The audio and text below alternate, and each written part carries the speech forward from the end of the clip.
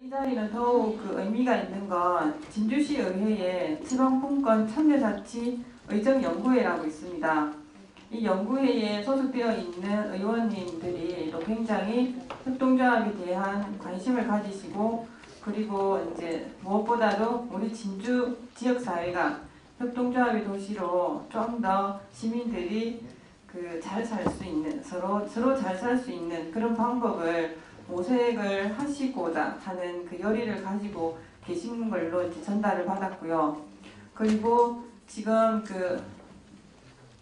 진주협동사회경제연대는 실제로는 2년 전에 2011년도에 저희가 협동사회 경제와 관련한 대중강좌를 시민 대상으로 해서 4번의 강좌가 있었고요. 그리고 2012년도 작년에 또 한 차례 협동조합에 대한 강좌를 했었고, 그리고 올해 들어서 1월부터 해서 진주협동사회경제연대라고 하는 이름으로 지역에서 협동조합과 그리고 협동사회 경제를 함께 실천하고 이것을 확산하고자 하는 단체들이 모여서 지금 매월 회의와 함께 여러 가지 사안들에 대해서 공유하는 시간들을 가지고 있습니다.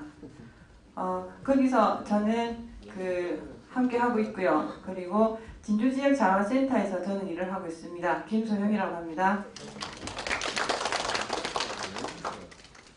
네, 이렇게 개괄적으로 설명을 드렸고요. 먼저 시작하기에 앞서서 오늘 이 자리를 실제적으로 진행할 수 있도록 큰 힘을 주시고, 그리고 실제로 내용을 함께 고민해 주셨던 진주시의회 지방분권 참여자치 여정연구회 회장님으로 계신 유재수 의원님으로부터 인사 말씀을 듣고, 더불어서 지금 이 자리는 특별한 의전을 갖추고 하는 자리가 아닌 관계로 의원님들에 대한 소개도 함께 해주시면 고맙겠습니다. 네, 반갑습니다. 유재수입니다. 저희 의정연구회가 만들어지고 나서 별로 사실은 활동이 그렇게 많지가 않았습니다. 이 이름은 이렇게 내놨지만, 작년 같은 경우는 저희들이 참여 예산제 가지고 우리 시민단체와 함께 조례 제정을 위해서 좀 모험적인 조례 제정을 위해서 노력을 해봤는데 사실은 무의로 돌아갔습니다. 모범 조례안 중에 아주 제일 간단하게 되어 있는 이 부분에 대해서 시 집행부에서 이게 제일 좋다 이렇게 해가지고 밀어붙이는데 우리가 힘이 좀 붙였습니다. 그래서 이제 올해 초에 들어서 우리 연구회에서 작년에 이제 협동조합 법이 좀 만들어지면서 좀 공간이 열리고 이런 부분에 대해서 우리 의회에서도 이 부분에 대해서 올해 좀 공부를 해보자 이런 공감대가 모여서, 그래서 올해 저희 국외 연수 가는데도 협동조합을 중심으로 가기로 했습니다. 그래서 올해 이렇게 이런 자리도 마련되게 되었고요. 하는데 협동사회경제연대입니까? 이 단체가 모여가지고 활발하게 공부하고 있고 또 모색을 하고 있던 회의도 있고 같이 하게 됐습니다. 어쨌든 자리가 그렇게 좀 원활하지 못한 것 같습니다. 우리 여기가 의원들 그냥 간단히 하는 자리여서 불편하게 한 자리에서 모시게 돼서 죄송합니다. 그럼 우리 의원님들 소개를 좀 드리겠습니다. 우리 조규석 의원님이십니다. 예, 반갑습니다. 몽산, 흥곡, 청천, 나동 지역구입니다. 그리고 우리 배철현 의원님. 반갑습니다. 진안평동 출신이십니다. 그리고 우리 김경애 의원님. 반갑습니다. 강북 초당에 사시고 비례대표로 들어오셨습니다. 그리고 우리 금산 미천 초장 대곡 출신 우리 김미영 의원님. 반갑습니다. 그리고 의원님들 많이 오시게 되는데 더 안 계시죠? 죄송합니다. 반갑습니다. 강민호입니다. 제일 좋다는 의원을 가지세요. 죄송합니다. 예, 전 인사 따라가겠습니다. 고맙습니다.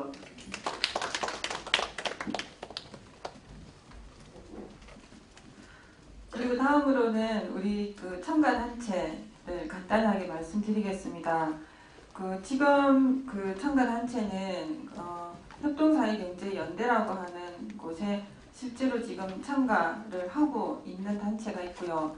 그리고 오늘 그 명단을 보니까 특별히 소문을 듣고 오신 분도 계신 것 같습니다. 감사드리고요. 우선 그 진주시 농민회 참석하셨습니다. 그 자리에서 잠깐 일어나 주시면 제가 얼굴 확인할 혼자. 그 다음에 진주 YMCA 오셨습니다.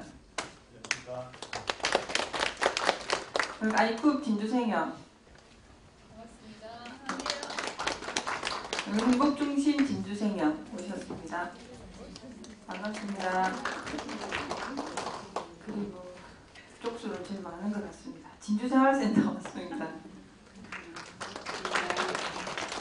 그리고 진주여성민우회, 네, 그리고 지식문화공간 놀이터, 네, 반갑습니다. 그리고 한살림 진주, 반갑습니다.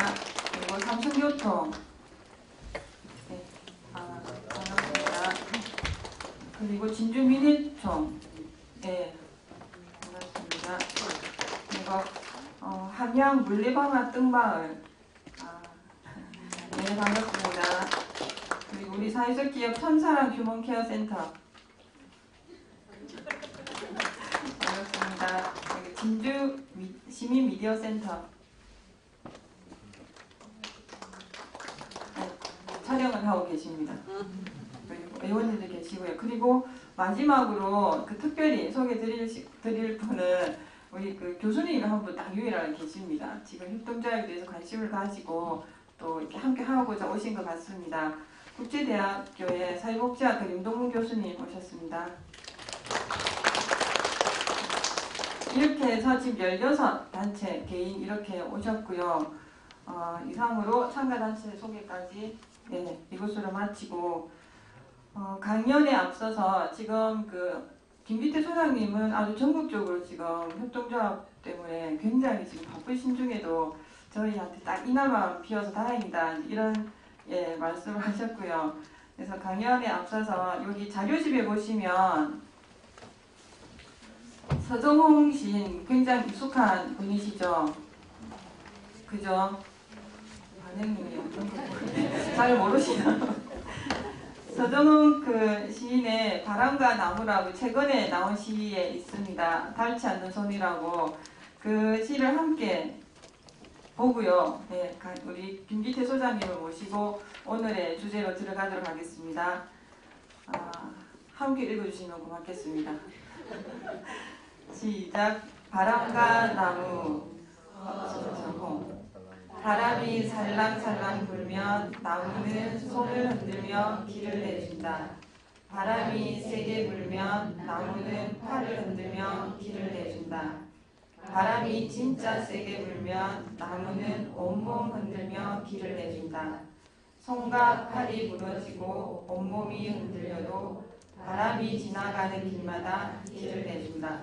네, 각자의 의미들을 해석하시면 고맙겠습니다. 그러면 김기태 소장님을 큰 박수로 모시겠습니다.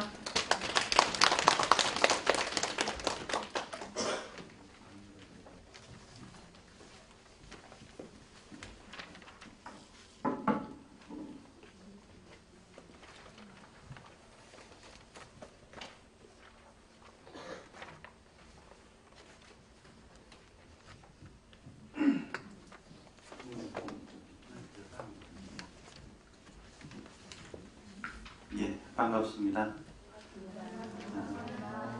이 코스들 앞에서 이제 괜히 주름 잡는 게 아닌가 싶어가지고요. 보니까 다 협동조합 오래 하셨고 하시는데 아는 데까지 설명드리도록 하고요.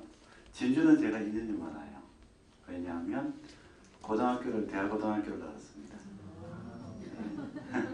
집은 저기 사천, 고향은 사천이고요. 그래서 진주에서 오시라고 해가지고 어쨌든 이제 아싸 이러고 왔습니다. 제가 진주에 제 개인적인 인연만 있는 게 아니라 진주는 사실은 우리나라 지역운동에서 상당히 많은 이야기거리를 주는 동네입니다. 예를 들어서 그래서 그만큼 이제 협동조합 하기도 좋은데요. 행복중심 협동조합 같은 경우에 지역에서 이제 만들어진 아주 그 여성민호의 입장, 여성민호의 생각, 행복중심 입장의 생각에서 볼 때는 정말로 큰 원군이 이제 진주에서 만들어졌고, 그 다음에 이제 10년 전에 아마 아파트 관리를 이제 이렇게 좀 훨씬 더 민주적으로 했다는 기사들이 나왔던 게 있거든요. 뭐 그런 것도 그렇고, 그리고 이제 정원각 국장이라고 아이쿠 생협 쪽에서 열심히 하고 계신 분이 여기서 지역운동을, 진주에서 지역운동을 YMCA에서 하시다 가셨어요. 그래서 지금도 이제 만나면 이제 진주 사람끼리 이렇게 얘기를 하고 있고 그렇습니다. 농민의 활동도 아주 대단히 커가지고요. 제가 10년 전에는 이제 농어민 신문 기자로 있었습니다. 그때 있을 때는 경남 주재 기자로 있었을 때, 그때 아마 진주 농민회가 주도했던 진주 농민단체 연합회인가요? 거기에서 우리나라에서 처음으로 시군 단위에서 농협 대학을 진행을 했었어요. 그래서 조합장도 나오기도 하고 뭐 이러면서 이제 활동을 했고, 그리고 이제 그 우리 영농조합법이라는 데가 있죠. 다 아시죠? 여기서 출발을 해서 퍼졌습니다. 영농조합법인 중에서 가장 협동조합 원칙을 잘 지키고 했기 때문에 이 진주 우리 영농조합법인의 모금 사례가 전국적으로 확산된 그런 경험도 있고요.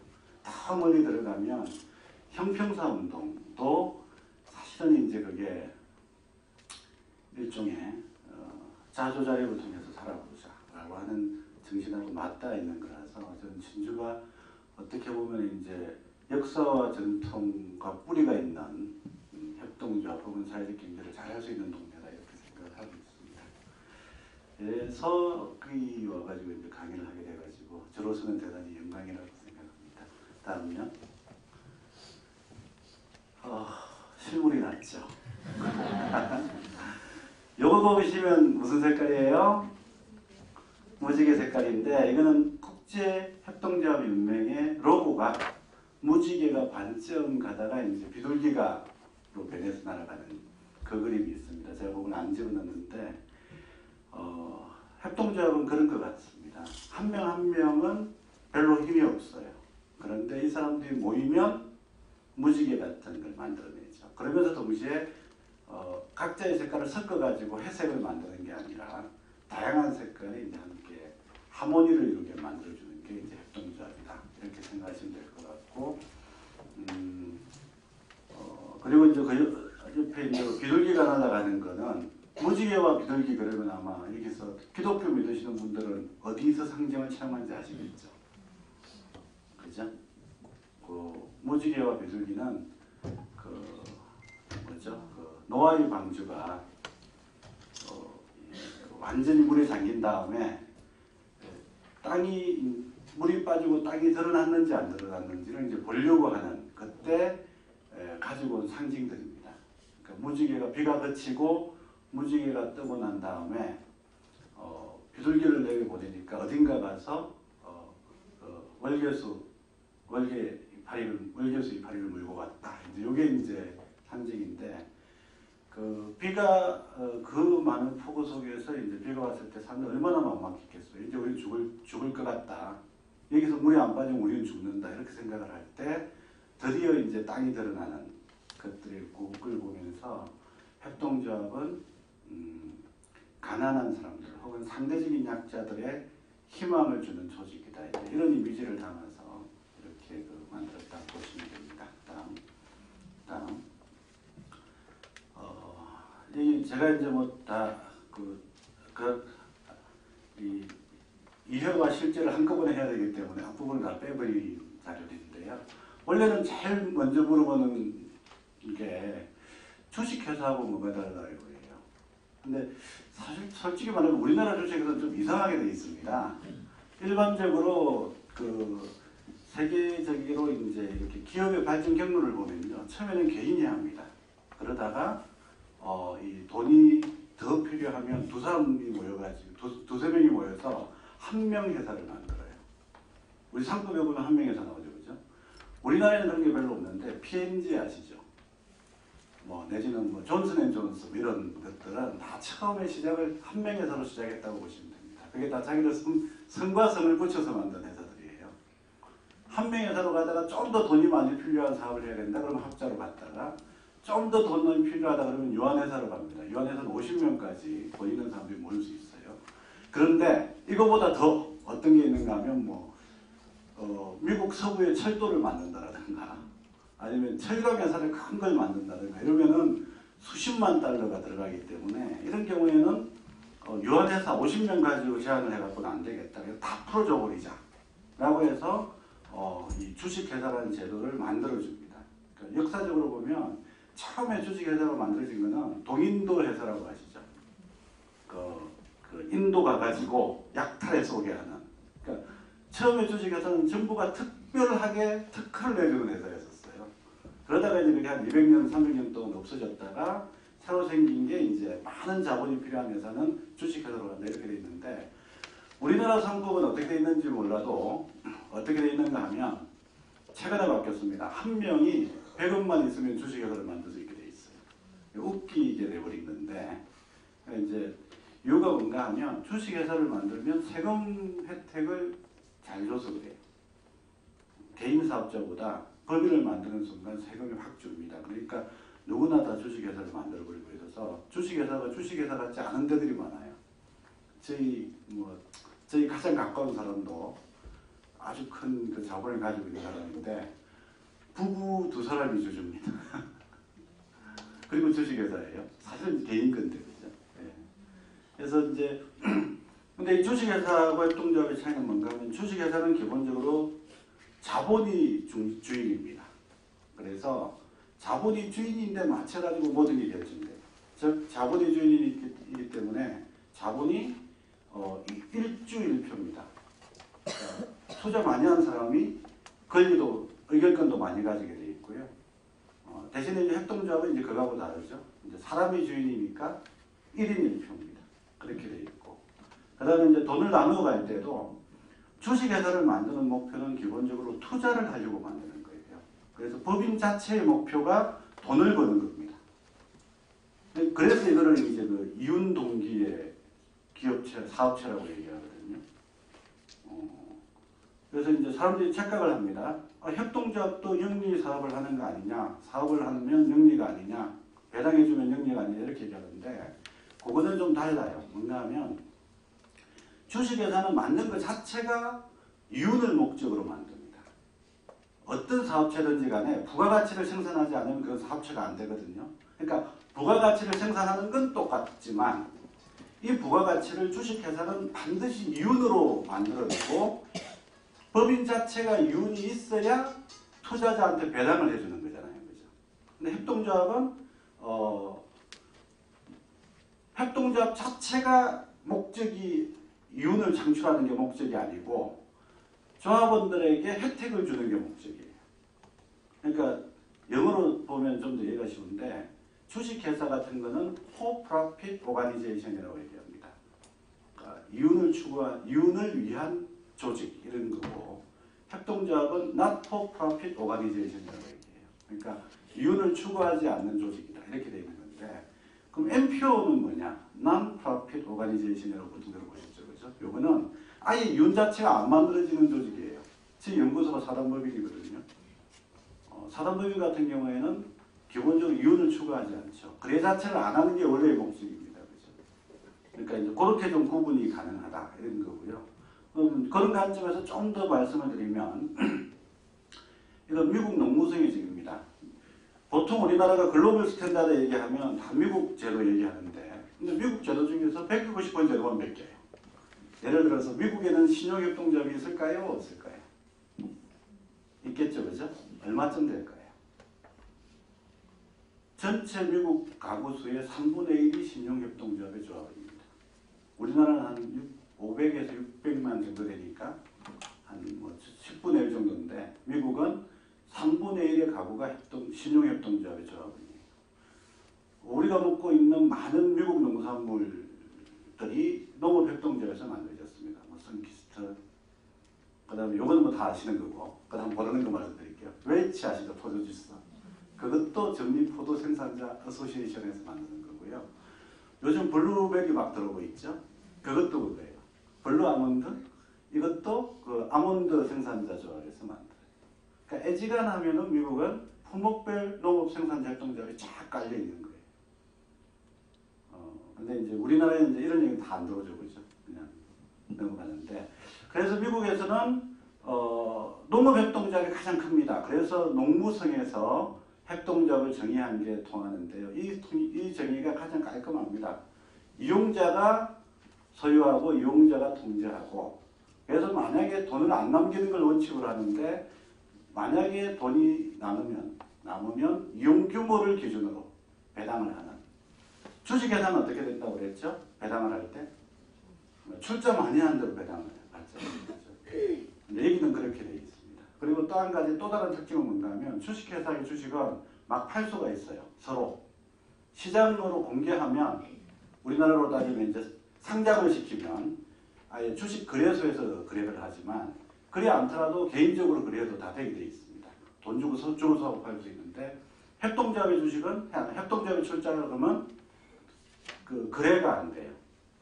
반드시 내가 이제 협동조합에 다 안 있고 싶다 그러면 탈퇴를 하고, 그 돈은 그러면 이제 탈퇴한다 그러면 그 협동조합에서 그 돈을 줍니다. 대신에 다른 사람을 또 조합으로 가입하면서 그 돈을 받겠죠, 그죠?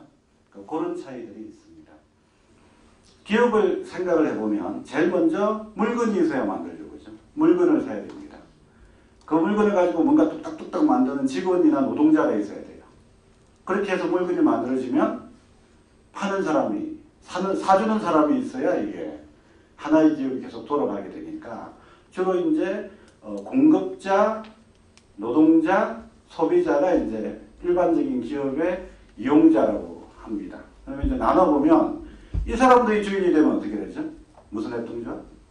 소비자 협동조합. 이 사람이 주인이 되면 노동자 협동조합. 이 사람들이 주인이 되면, 예, 요게 이제 그 농업 협동조합이 우리나라는 이런 생산자 협동조합으로 통합니다. 그러니까 옛날에는 1차 산업밖에 없으니까 생산자 이렇게 썼는데요. 요즘 유통자 협동조합을 만드니까 더 포괄적인 개념으로 이제 사업자 협동조합을 이렇게 쓰고 있습니다.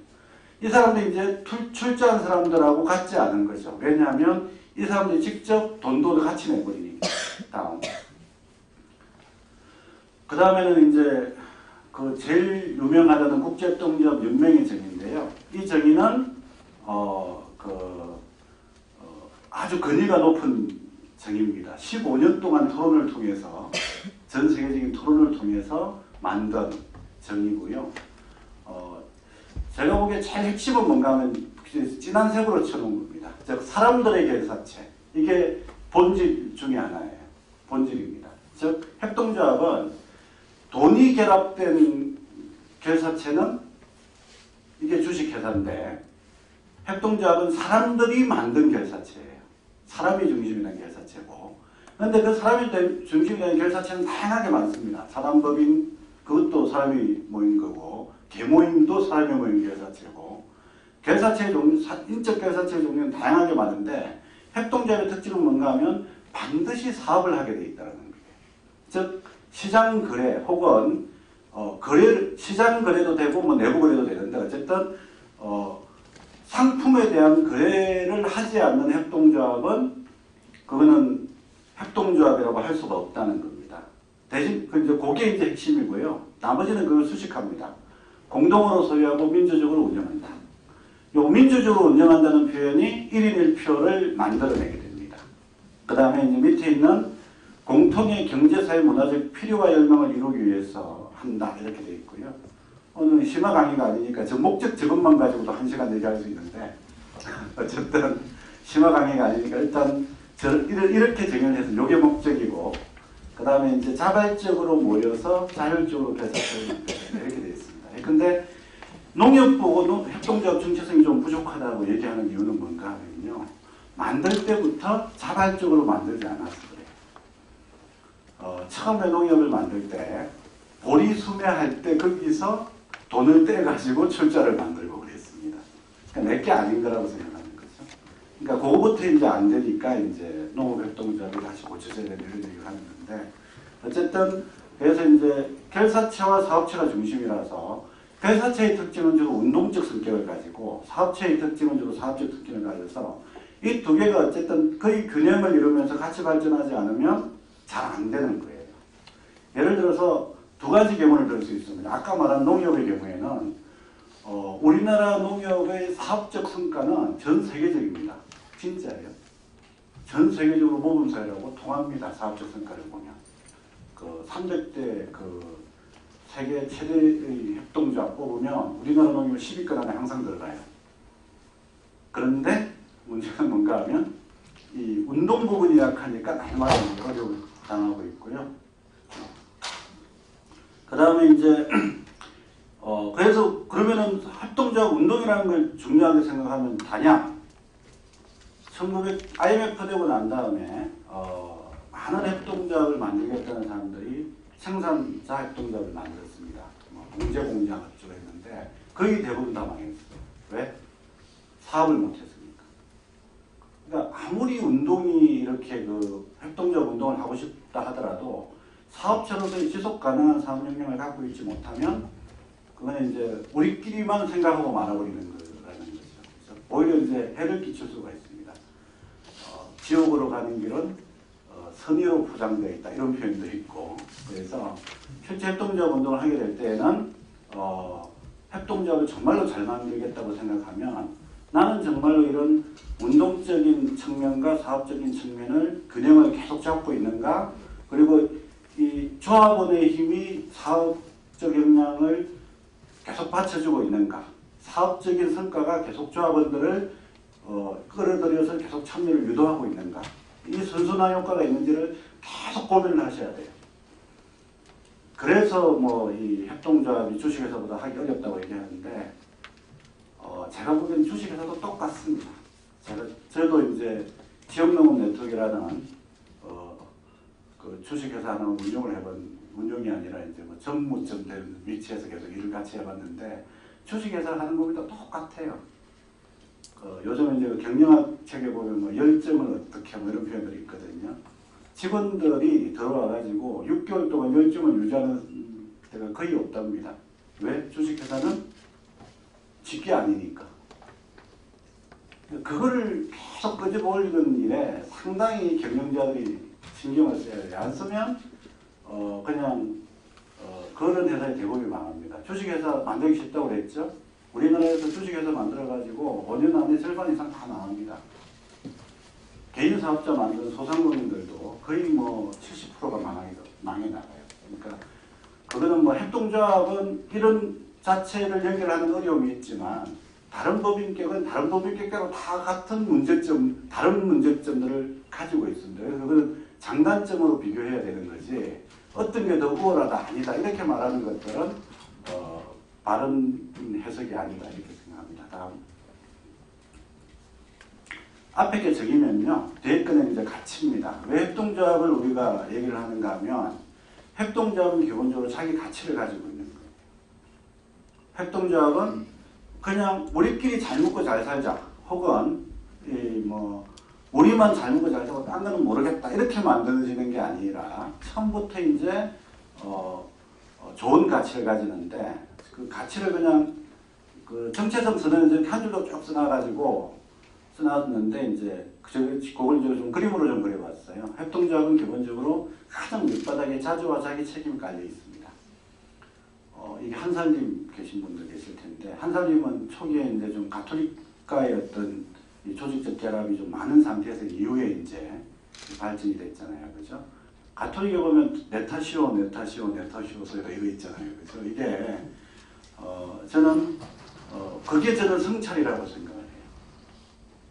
그러니까 외부 환경이 변화가 있겠지만 어쨌든 간에 그 문제들에 대해서 대응하지 못한 것까지도 우리가 곰곰이 생각해야 되고 외부 환경이 그렇게 되게 했던 것조차도 나의 문제로 받아들이는 그런 관점들이 저는 협동조합 운동할 때 반드시 필요해야 됩니다. 안 그러면 조합원들끼리 싸우거나 밖에 얘기하고 끝을 내버리는 것들이 많아요. 그래서 스스로 돕는 자를 돕는다 하고 자기 책임이 가장 베이스에 깔려야 되고, 그럼 그 위에서 이제 협동조합을 운영할 때에는 아까 1인 1표라고 얘기했으니까 민주주의가 기본이 됩니다.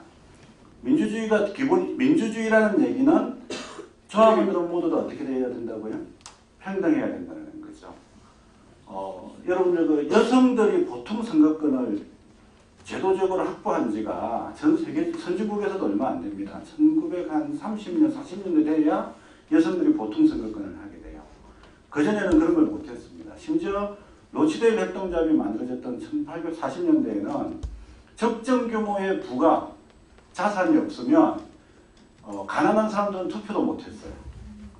그때 그러니까 여성들의 보통 선거권이 확립되기 거의 120년 전, 거의 100년 전에 로치데일 협동조합에서는 민주주의여야 되니까 여성조합원에게도 동일한 투표권을 부여하게 됩니다.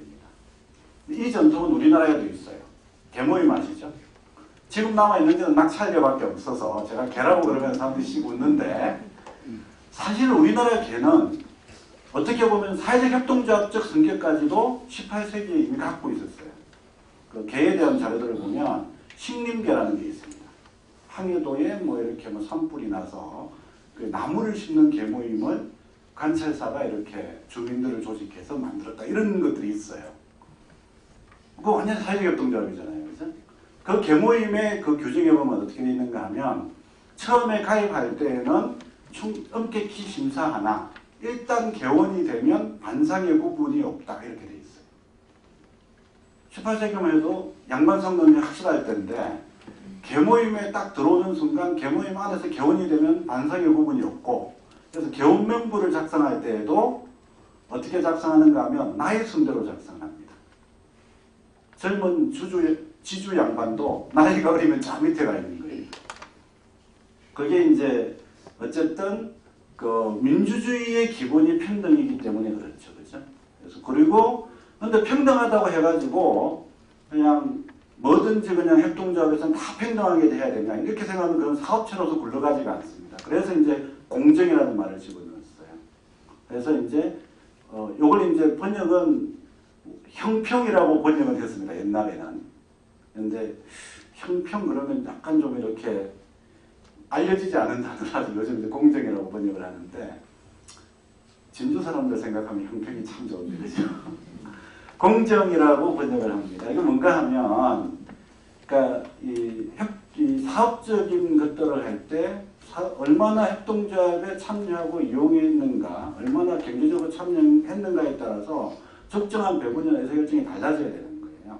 더욱더 많이 참여한 사람이 대원이 되고 이사가 돼야 되고 더욱더 많이 참여한 사람이 배당을 받을 때 더 많이 받아가야 되는 거잖아요. 그죠? 그런 것들이 당연한 거예요. 그걸 마치 1인 1표고 평등하니까 똑같이 달라 이러버리면은 안 굴러가요, 조직이. 그런데 요까지가 이제 내부적인 가치를 실현하는 거고, 고유의 연대가 있습니다. 그죠? 협동조합 간의 협동, 아니면은 지역사회에 대한 기업. 협동조합이 꼭 협동조합들하고만 연대할 건 아닌 것 같아요. 사회적 기업도 있고, 자율기업도 있고, 다 연대할 때는 많죠. 왜냐면 다 같이, 그 양극화나 이런 사회적인 문제들을 경제적으로 해소하려고 하는 사람들은 다 같이 모이면 모일수록 힘이 되진다고 생각합니다. 다음. 근데 이제 두 번째는 앞에 거는 협동조합의 운영 원리에 대한 기본적인 거고요. 그것들을 하기 위해서는 조합원들이 기본적인 윤리적 가치를 가져야 됩니다. 대표적인 게 정직입니다. 옛날에 엔론 사태 아시죠? 10년 전에 아마 우리는 미국에서 터져가지고 우리나라에서도 막 했는데 엔론 사태의 본질은 뭔가 하면 주가를 유지하기 위해서 돈도 안 벌었는데 돈 벌었다고 뻥을 친 거예요. 분식회계를 했습니다. 해가지고 미국 정부에 걸려가지고 엔론 하나 날라가 버리고 그 다음에 엔론이라는 데를 그 분식회계를 하게 도와준 회계법인이 있었습니다. 아드 앤더슨이라고 아주 유명하고 회계사만 7만 명이 고용되어 있는 회계법인이 하나 있었는데 같이 날아갔어요. 같이 못 나갔습니다. 그러니까 미국 애들은 일단 그러니까 주식회사조차도 정직하지 않으면 날려버린다 이런 게 있는 거예요. 우리나라 참 그게 참 안 되는 나라 중에 하나라서 깝깝한데 협동조합은 최소한 그걸 지켜야 한다. 자기 자신에게. 근데 이게 지키기 정말 어렵죠. 그죠? 어느 조사에 따르면 사람은 알게 모르게 하루에 한 10번 거짓말을 한대요. 저도 지금 하고 있는 와중에 거짓말이 섞여 있을 수 있어요. 그죠? 그 다음에 오픈디스가 옛날에 개방이라고 번역을 했는데 사실 저는 열린 마음이라고 번역을 해야 될 것 같아요. 열린 마음. 왜냐하면 협동조합이라는 거는 사실은 우리 협동조합을 만든 사람 자체가 상대적 약자이기 때문에 우리보다 더 많은 상대적 약자 혹은 타자, 소수자들에게 대해서도 우리가 열어놓지 않으면 그럼 좀 있으면 그 협동조합은 닫히고 협동조합의 가치를 잊어버리게 됩니다. 그래서 열린 마음이 있어야 되고요. 또 이 열린 마음은 혁신하고도 연결이 됩니다. 그 다음에 타인에 대한 배려가 당연히 있어야 되고 올라가면 더 크게 보면 이제 사회적 책임을 서로 가져야 되는데 아이컵 쪽에서 계속 말씀하시는 그 윤리적 소비 있잖아요. 그죠? 그런 게 저는 사회적 책임이라고 생각합니다. 사회적 책임이 뭐 대기업이 뭐 어디 뭐 연탄 배달하는 거 사진 찍어가지고 텔레비 광고 내는 게 그게 기업의 사회적 책임이 아니라 개인 한 명이 내가 뭘 먹고 뭘 쓰는가에 따른 그것도 다 사회적 책임이 있다라고 조합원들이 스스로 알게 해주는 것 그리고 거기에 따라 행동하게 하는 것 이런 것들이 필요해요. 저 같은 경우에 이제 예를 들자면 그 가톨릭 농민회에 있었던 적이 있습니다. 그래서 그때 우리농운동 이런 거 했는데 제가 하는 게 뭔가 하면 이제 그 글을 쓰는 거예요. 그 논리를 만드는 작업을 하는데 그걸 제가 자꾸 하다 보니까 이걸 내가 안 지키면 안 되겠는 거예요. 그래서 머리는 당연히 재생비누로 감고 샴푸 안 썼습니다. 그 다음에 설거지도 그 비누로 이제 이렇게 하고 그 다음에 식당에 가서 사람들이 음식을 먹으면 남겨놓으면 너무 그런 거예요. 이게 다 쓰레기인데 싶어서 다 먹어줬어요. 그래서 이제 바이오 쓰레기통이라고 해가지고 그렇게 한 2년을 하고 나니까 제가 통풍이 걸리더라고요. 근데 중요한 거는 그러고 나서 이 과학의 과유불급이구나 이런 생각을 하고 그저들 그만뒀는데 중요한 건 그런 것 같아요. 아는 거는 실천해야 된다. 소크라테스 얘기잖아요. 그죠? 그러니까 이제 그게 사실은 개인이 어떤 것들을 실천하기는 상당히 어려워요. 내가 공중무역 커피를 먹고 싶은데 공중무역 커피 어디 파는지 모르잖아요. 그죠? 협동조합은 그런 것들을 같이 이제 해줄 수 있는 거죠. 저는 나중에 생활경제 할 때 하기 전에 지금 얘기하고 넘어가도록 하겠습니다. 냉장고 요즘 경쟁 붙는 거 알죠? 뭐 갖고 경쟁이 붙습니까?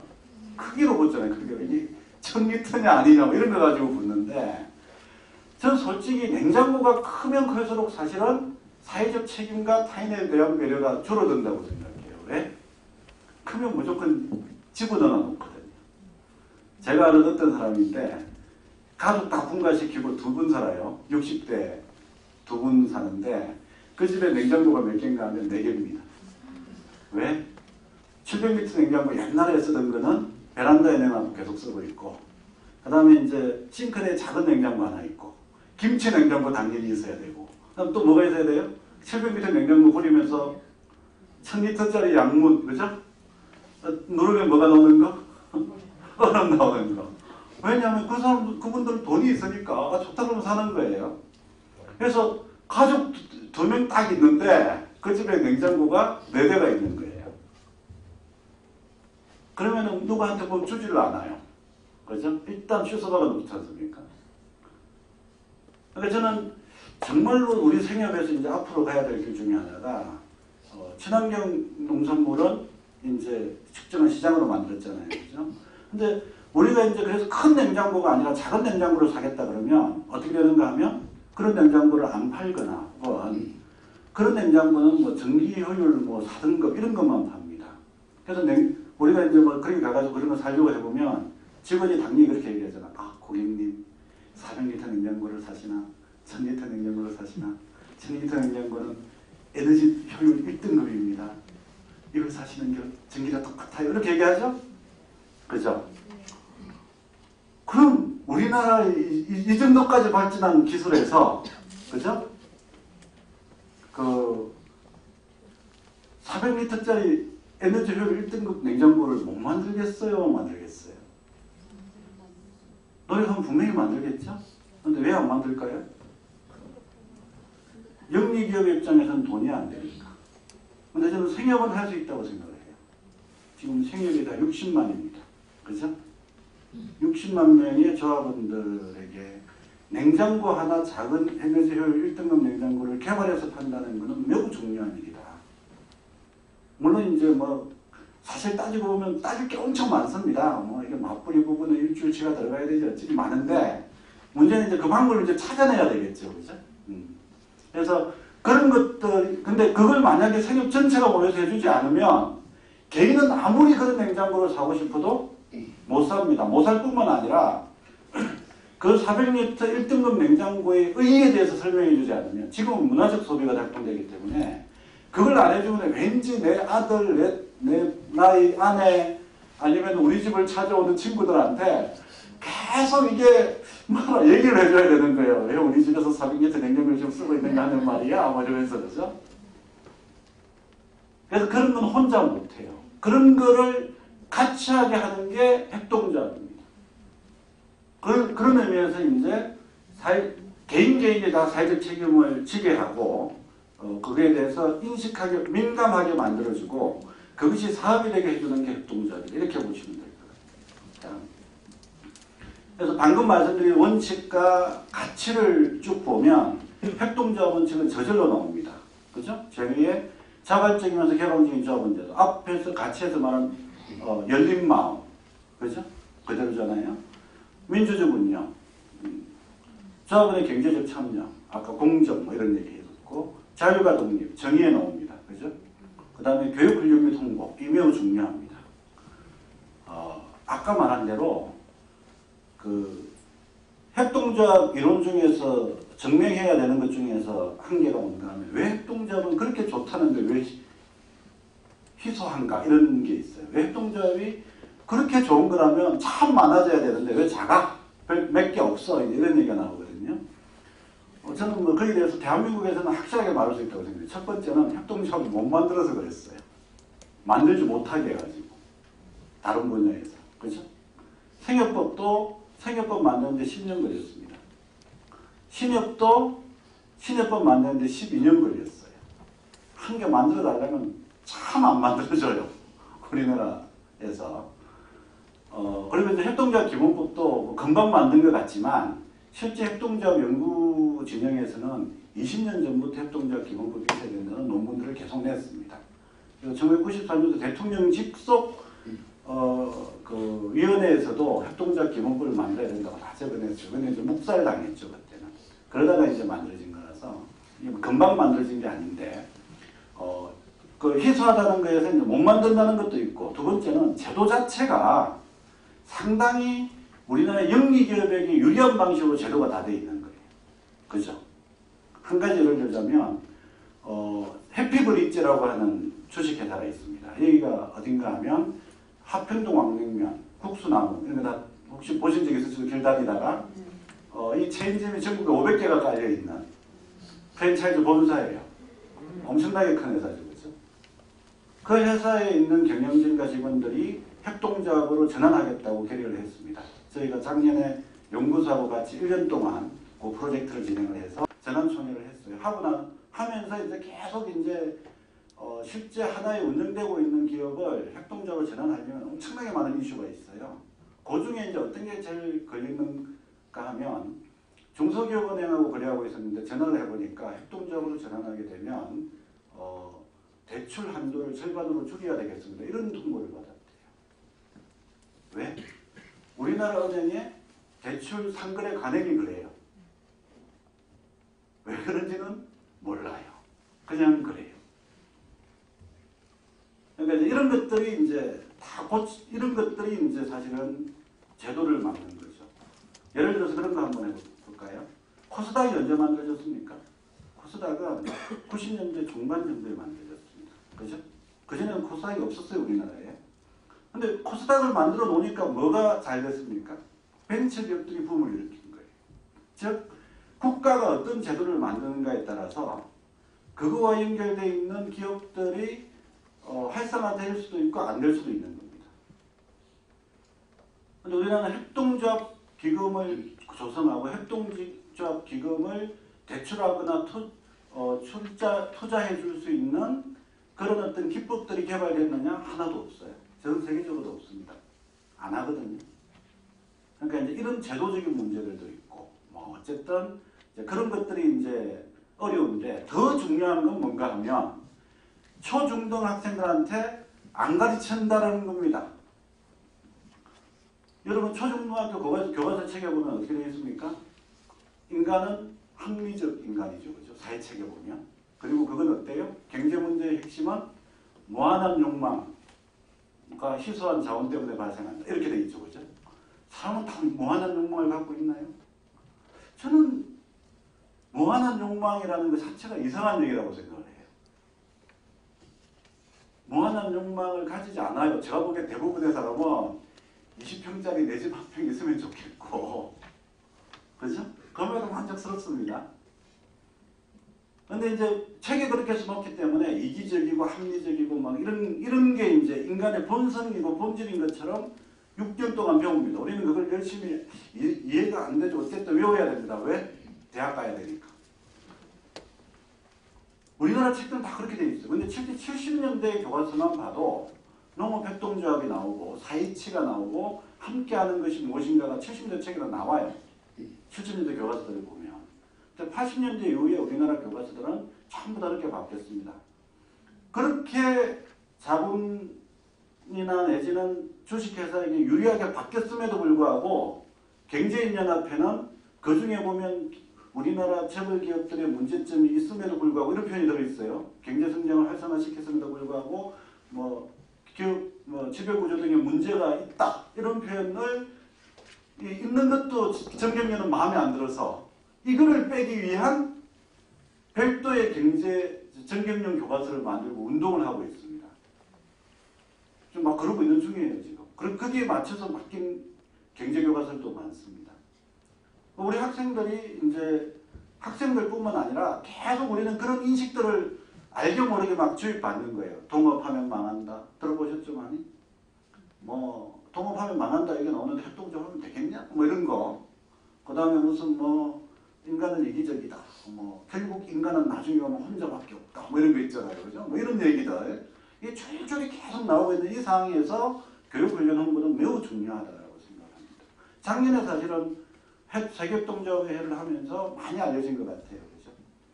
꽃비를 놓치지 말고 더 많이 해야 된다는 생각이 들고, 아까 연대라고 하는 것 때문에 협동조합과 협동이 있었고, 지역사회에 대한 기여는 아까 나와 있는 사회적 책임, 기업이 해야 될 부분, 협동조합이 해야 될 부분, 이런 거하고 연결이 되어 있습니다. 세부적인 것들은 넘어가도록 하겠습니다. 그런데 인류형하고 요 중소기업 협동조합 있잖아요.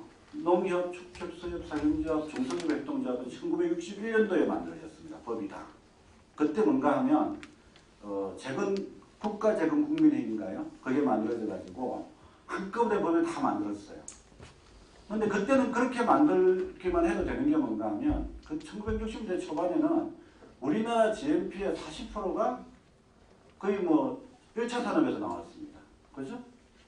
그 기업이라고 하는 거는 조그만 것밖에 없는 거예요. 지금 삼성 현대가 엄청 큰 것 같지만 그 당시 삼성은 이렇게 면, 설탕 이런 거 수입하는 데였고 현대는 쌀 장사하는 데였습니다. 그 당시에. 그죠? 그 정도 규모니까 다 중소기업이니까 중소기업 협동조합을 하나 만든 거였어요. 그랬는데 2008년도 자료에 보면 1차 산업의 GDP 점유율이 3% 미만으로 떨어집니다.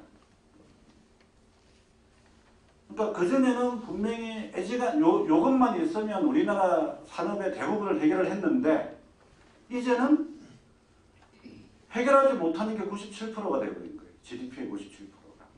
그런데 50년 동안 법을 안 고쳐놨, 변화된 상황에 맞게 협동조합과 관련된 법제도가 정비가 안 됐던 거죠. 그걸 이제 한 번에 했다라고 생각하시면 됩니다. 그래서 이제 여기도 자활 쪽에서도 이번에 하셨는데, 자활도 초기에 자활 공동체 정관을 보면 다 협동조합 정관이에요. 그런데 자활 공동체 자체는 협동조합을 못 만드니까 유한회사나 주식회사로 만들었습니다. 제가 이제 그전에 일을 했던 그 지역농업 네트워크라고 하는 우리나라 농업 컨설팅 중에서는 최고의 기업이라고 우리는 얘기를 하는데요. 거기 있는 사람들도 사회동작 공부를 했기 때문에 노동자협동조합을 만들고 싶어 했어요. 그런데 법으로 못 만드니까 주식회사로 만들었습니다. 쉽게 말하면 이 3번하고 4번에 있는 사람들은 애비를 애비라고 부르지 못하고 형을 형이라고 부르지 못하는 이상한 상황에서 몇십 년을 살아왔던 거예요. 그래서 그래서는 안 되겠다. 명실상부하게 애비를 애비라고 불러보자. 그러면 우리가 호풍한호해서 하겠냐. 뭐 이래가지고 이제 법을 만들자고 하는 겁니다. 다음. 요건 그냥 참고하시면 될 것 같고요. 근데 이제 실제 20년 동안 법을 안 만들어줬는데 왜 이번에는 그냥 1년 만에 확 만들어줬느냐. 그 이유가 저는 뭐 요에 있는 것 같습니다. 대기업의 온도효과를 믿지 않는다. 옛날에는 대기업이 수출을 많이 하면 그러면은 국가가 내수 경제가 같이 발전됐습니다. 이게 90년대 중반까지 실제 그랬어요. 데이터들을 보면 또 상관관계를 분석해 보면. 그런데 OECD에 가입하고 금융 자유화가 되면서 IMF가 들어오고 이러면서는 그게 깨져버립니다. 거시 데이터로는 이게 깨져버렸는데 여전히 우리 몸에 우리가 느끼는 바로는 그렇게 느껴졌어요. 그 이유가 뭔가 하면 수도권의 아파트 가격이 올라가서 그래요. 여기 2000년도에 20평짜리 아파트, 30평짜리 아파트 깨끗한 거 새로 만든 거 얼마쯤 했습니까? 2000년도 정도. 한 2억 했나요? 평당 300. 그럼 한 1억 정도 했네요. 그죠? 지금 얼마예요? 진주는 많이 올랐네요. 그러면 한 3억 정도, 2억에서 3억 정도밖에 없네요. 강남에서 그 정도 갖고 있었던 게 그때 1억 5천 정도 했었어요. IMF 때 확 떨어져가지고. 그게 지금 얼마 가고 있는가 하면 15억 정도 가고 있어요. 얼마나 열받아요, 진주 사는 게, 그죠? 저도 억울해 죽겠습니다. 저도 그때 서울에서 살았으니까. 문제는 그렇게 자산의 명목 가치가 올라가면 자산의 보유 효과라는 게 있어요. 웰스 이펙트라고 해가지고 명목 가치가 올라가면 저걸 내가 돈으로 환금을 안 해도 내가 부자가 돼 있다고 느끼는 거예요. 그러면은 저것만 팔면 얼마든지 내가 할 수 있기 때문에 저축률이 낮아지면서 소비 성향이 높아집니다. 막. 그죠? 그러면서 이제 내수 경제가 돌아갔던 거예요. 그런데 그게 언제 끊게 되는가 하면 2008년도 금융위기 오고 난 다음에 2009년부터 수도권의 집값이 떨어지기 시작해서 지금 그 최고점 대비 15%까지 떨어져 있어요. 우리 집 바로 앞에 한강자리가 있거든요. 엄청나게 좋은 데입니다. 25억까지 올라갔다가 지금 이게 어제 신문인가 그제 신문에 보니까 경매에 나왔는데 두 번 유찰되고 11억에 지금 나왔대요. 그러니까 이제 반 이하로 지금 떨어진 거죠. 그죠? 50평짜리 한강이 딱 내려다 보이면 자이 브랜드의 아파트가. 근데 와 11억이면 엄청 떨어졌다 생각하는데 50평에 11억이면 그래도 여전히 평당 2천만 원입니까? 4천만 원입니까? 대충 그 정도. 네. 그래서 거기에 이제 떨어지다 보니까 이제는 대기업이 아무리 돈을 많이 벌어도, 즉 현대자동차가 세계 넘버 4로 올라갔다 그래도 우리 사는 거하고 상관이 없다는 걸 이제 깨닫기 시작한 거예요. 우리가 깨달을 정도, 일상인들이 깨달을 정도 같으면 정책을 만드는 사람들은 훨씬 더 민감한 경우입니다. 여러분들 국회의원들 보면 날마다 뭐 텔레비전은 싸우는 것 같지만 한 명 한 명 직접 만나보면요 진짜 똑똑한 사람들입니다. 안 똑똑한 국회의원 못해요. 머리가 좋을 뿐만 아니라 조직력과 판단력 이런 것들이 없으면 국회의원 못합니다. 진짜. 여기 의원님들 그러시잖아요. 그죠? 엄청 이 진주에서는 정말로 다 한 큐라고 하면 좀 이상하고 어쨌든 이 능력과 덕망과 신망과 이런 게 있으시니까 다 이제 이게 의원 되시는 겁니다. 아니면 아무나 함부로 못하는 자리인데 그런 자리에 있는 사람들이 이제 그러면 빠르게 이제 판단을 한 거예요. 아, 이 상태로는 갈 수가 없다. 뭔가 조치가 취해져야 된다. 이런 게 이제 하나가 있었고. 그 다음 밑에 보면 이제 영리기업만으로 해결할 수 없는 문제가 쌓입니다. 일자리, 환경, 복지, 가계부채 문제들을 삼성전자가 해결해 주질 않는 거예요. 그죠? 그런데 우리나라는 어쨌든 10년 동안 복지사회로 가냐, 복지국가로 가는 논쟁이 있었습니다. 10년 넘게. 그러다가 이게 해결이 확 됐어요. 복지국가로 가게 됐다. 어떻게 되는가 하면 친환경 학교 급식 문제 때문에 막 논쟁이 있다가 보니까 그리 가야 되는 거 아니냐고 돌아섰습니다. 여기에 가장 먼저 그렇게 갈 거다라고 생각하고 제일 먼저 딱 브랜드를 찜을 박은 사람이 누굴까요? 국민기초보장법인가요? 국민기초보장법이라고 하는 큰 법이 하나 있는데 이 법을 전면 개정한 사람이 있습니다. 그 대표 발의한 사람. 민주당이 누구일 것 같죠? 지금 대통령이십니다. 즉 복지국가로 가는 그게 매우 필요한 법적 개정의 전면 개정을 한 대표 발의자가 당시 한나라당이죠. 새누리당 이름 바뀌기 전에 했으니까 한나라당의 박근혜 의원이 그때는 박근혜 의원이 대표 발의를 해가지고 고친 거예요. 상당히 저는 아이러니하지만 동시에 보여주는 상징성이 매우 크다라고 생각합니다. 그 다음에 협동조합 기본법은 누가 대표 발의를 했는가 하면 그 당시 민주당의 손학규 대표가 발의를 했어요. 그래서 그 국회에 가서 제가 물어보니까 이게 왜 빨리 됐는가 하면 이유 중에 하나가 뭔가 하면 그때만 해도 두 사람이 대선 후보 제일 가까이 있었어요. 그죠? 그러니까 박근혜 의원한테 한 개 해줬으면 국회가 손학규 대표한테도 한 개 해줘야 된다 이런 게 있더라고요. 아주 독특한 논리에 의해서 이게 진행이 빨리 되는 부분이 있습니다. 그래서 복지로 가는 거에 대해서는 다 동의가 됐고 내수시장을 활성화시키기 위한 별도의 정책이 있어야 된다면 다 동의가 됐습니다. 그러면 그거를 그럼 할 수 있는 도구가 뭐냐?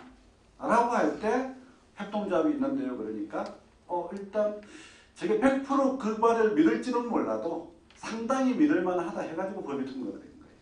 다음. 그래서 협동조합 기본법이 만들어진 것의 핵심은 제가 보기에는 옛날에는 경제는 그냥 돈 버는 거니까 상법이 간장하고 비영리적으로 사회적으로 착한 일을 할 것 같으면 민법에서 간장했습니다. 그렇죠?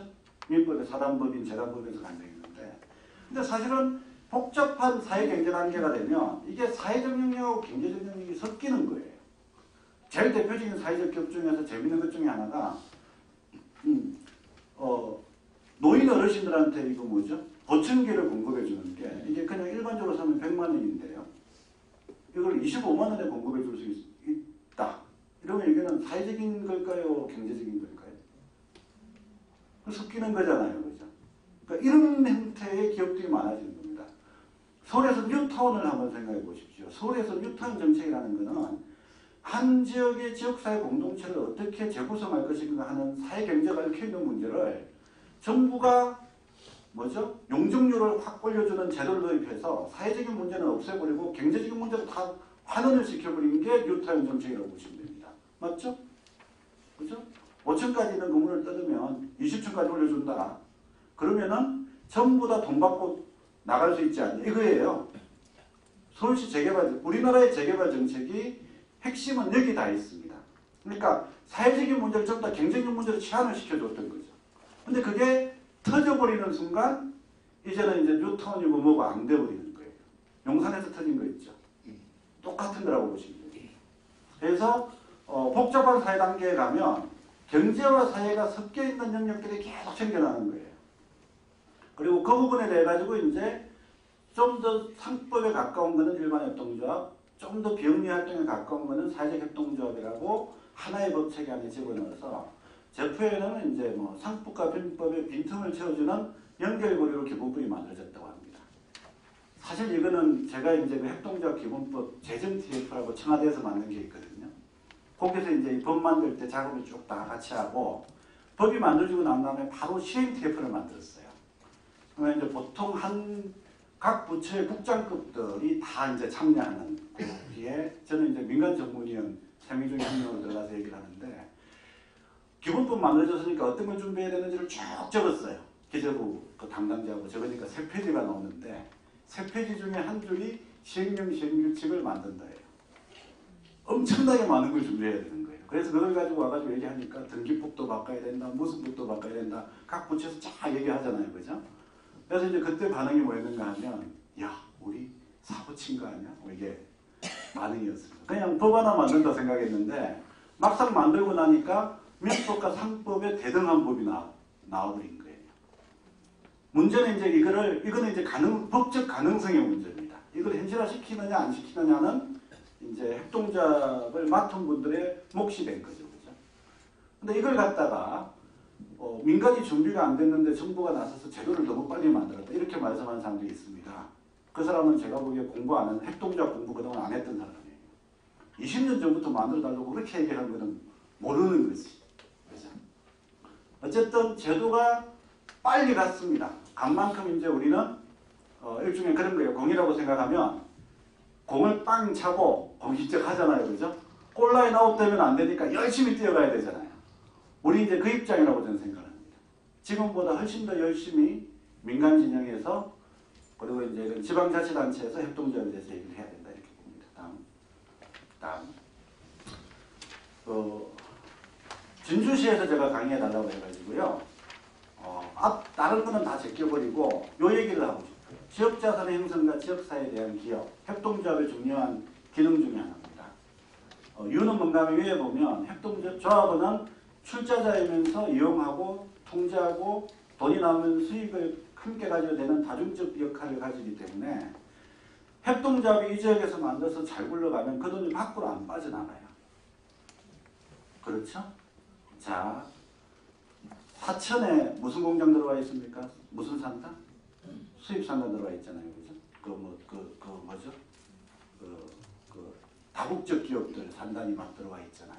사천 경제 좋아집니까? 제가 사천 사람이라서 확실하게 하는데 좋아지나요? 직원들 전부 다 진주에서 출퇴근 합니다. 대부분. 그죠? 그 다음에 돈 생기면 거기 뿌려지나요? 전부 다 주주는 서울에 코리아로 무슨 코리아로 돼 있으면 서울에 있거나 그 중에 또 상당수는 미국으로나 외국으로 넘어가 버려요. 그죠? 기껏 있는 건 법인세 받는 것밖에 없습니다. 근데 법인세 받더라도 처음에 유치하려고 50년 동안 면제 이런 거 다 붙여놨거든요. 안 해주면 안 가니까. 그러니까 별반도 이렇게 많이 도움이 되는 것도 없어요. 그래서 저 정도 산단이 사천에 들어오면 인구가 확 늘 줄 알았는데 다 그렇게 생각했죠? 여전히 인구는 안 늘고 있습니다. 10만 명에서 왔다 갔다 하고 있어요. 왜? 사람 사는 공간과 지역사회 공동체가 구성되지 않으면 거기 아무리 산업이 들어와도 안 굴러가는 거예요. 그래서 저는 항상 이제 공무원들에게도 얘기하는데 대기업을 유치할 정도의 노력의 절반만 지역 기업을 만드는데 혹은 지역 협동조합을 만드는데 쏟아부어 주시면 그러면은 지역이 많이 바뀔 거다. 저는 이런 얘기를 합니다. 그래서 이제 그런 게 이제 이유가 이제 부가가치가 지역 내로 한류가 되고 지역자산 형성이 됩니다. 예를 들어서 이마트 여기 있죠. 이마트가 여기 여기 진주면 아마 저 30만 원이니까 이마트, 롯데마트 다 들어와 있을 것 같은데. 그죠? 홈플러스 다 들어와 있죠? 홈플러스 못 들어왔어요? 롯데마트가 없어요. 이마트 홈플러스가 있다 칩시다. 하루에 걔들은 아무리 못해도 4천만 원 이상 팔아야 이게 돌아가는 동네예요. 그죠? 자, 4천만 원을 우리가 받았다. 그 돈은 누가 냅니까? 이게 힘든 애잖아요. 그죠? 그 돈을 내는 그 순간 그 돈은 바로 어디로 갑니까? 카드로 긁으면 바로 카드에서 본사로 가는 거고 현금을 내면 한 저녁에 결정사 나가지고 그 다음날 아침에 은행에 꽂으면 그 돈을 사용하는 의사결정권은 또 서울로 올라가는 거예요. 하루에 몇천만 1억씩 이상이 빠져나가는 겁니다. 거기서 떼돈을 벌면 또 누가 갖고 가요? 시세계열만 좋아지는 거잖아요. 그런 거예요. 대신에 이제 그리고 그게 설령 우리 동네 물품을 써주면 또 말 안 해. 써줍니까? 안 써줘요. 제가 그건 해봐서 합니다. 홈플러스하고 우리나라 농산물 전체 소싱을 하는 거를 작업을 해줬어요. 딱 3년 하고 난 다음에 안 하더라고요. 돈이 안 되니까. 그냥 업자한테 사는 게 더 싸다는 거예요. 그래도 돈 따로 움직입니다. 그러니까 이제 여기서도 아마 여기 메론 심는데 진주 메론 진주기마트 나갑니까? 안 나갈 거예요. 그죠? 당연합니다. 왜냐하면 그렇게 안 받으니까요. 전국적으로 받거든요. 그러니까 안에서 들어와가지고 있기만 하지 이게 돌아가는 게 없는 거예요. 그러니까 계속 우리 지역 자산은 빠집니다. 그런 거를 이제 한류를 시키면 지역 자산이 형성된다. 그래서 뭐 몬드라곤 뭐 볼로냐 뭐 퀘벡 이런 얘기 하는 게 다 그런 것 때문에 그런 얘기를 하는 거예요. 지역 안에서 돈을 돌리자. 이건 꼭 적어주세요. 이 책에는 없는데 협동조합 그 몬드라곤에서 슬로건이 있었습니다. 저축할 거냐 아니면 짐을 쌀 거냐. 이게 슬로건이에요. 처음으로 노동자 협동조합을 만들었을 때 이 돈을 가지고 우리가 임금을 벌었잖아요. 그죠? 이걸 어떻게 쓸 거냐. 세이빙과 패키징입니다. 저축을 할래? 아니면 짐을 쌀래? 계속 돈을 지역사회에 저축을 해서 지역에 있는 은행에서 계속 투자하게 만들어야 니도 거기서 계속 직장을 가진다. 그렇지 않으면 짐을 싸고 가야 된다. 이런 얘기를 합니다. 저는 사실 여기서 진주에서도 좀 마찬가지인 것 같아요. 진주 교대 정도는 모르겠다만은 경상대학교 어디 나오면 우수한 직원들은 진주에 나와요. 우수한 학생들은. 대부분 다 서울로 가고 싶어 하거나 부산에 가고 싶어 합니다. 왜? 좋은 일자리가 거기 있다고 생각하니까. 맞죠? 그럼 무슨 얘기냐. 20년 동안 싹 빠지게 진주에서 학비 다 대줘온 애들이 그죠? 진주 자산으로 대준 거잖아요. 어쨌든 간에 다 빠져버린다는 겁니다. 물론 그 중에 저도 속해있으니까 크게 할 말은 없지만 제주는 기분을 왔습니다. 저를 좀 대속하는 기분이고. 근데 그러니까 이제 그게 이제 우리가 희망을 줄 수 있어야 됩니다. 이 안에서 돌아갈 수 있도록 못 만들어주면 안 되는 건데 사실 협동조합이 그걸 가능하게 해주는 가장 좋은 방법이다 라고 생각할 수 있을 것 같습니다. 다음. 그 다음은 쭉 읽어보시고 참고하시면 될 것 같습니다. 다음. 그래서 그걸 이제 그 지역사회에 대한 기여를 방금 말한 거는 이제 그냥 얘기한 거고 7가지로 딱딱딱 나눈 게 이거예요. 그 중에 제가 보기에 이제 매우 중요한 거는 독점적 시장에 대한 시장 개척.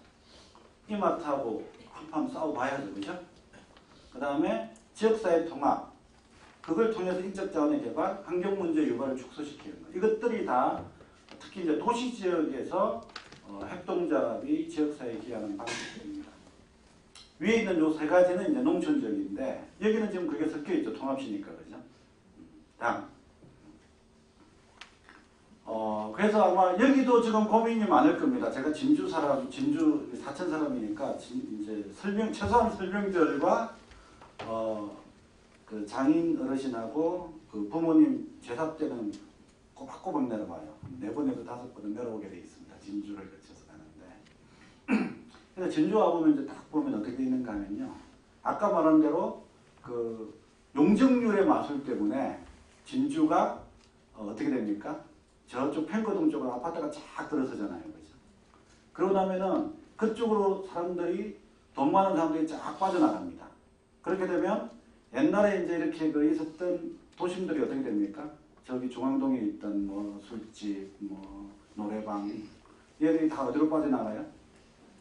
팽거동으로 다 빠져나가죠. 그게 10년 전의 얘기예요. 그죠? 그래서 그렇게 빠져나가면 그러면 거기가 공동화가 되는 거예요. 그래서 그쪽 사람들이 이제 힘들어지죠. 그죠? 그러면 그런 부분들에 대해 가지고 또 이제 세금으로 꼬나박습니다. 그 지역 번영 시장 활성화 뭐 어쩌고저쩌고 해서 돈 주는데 돈 줘봤자 안 돼요.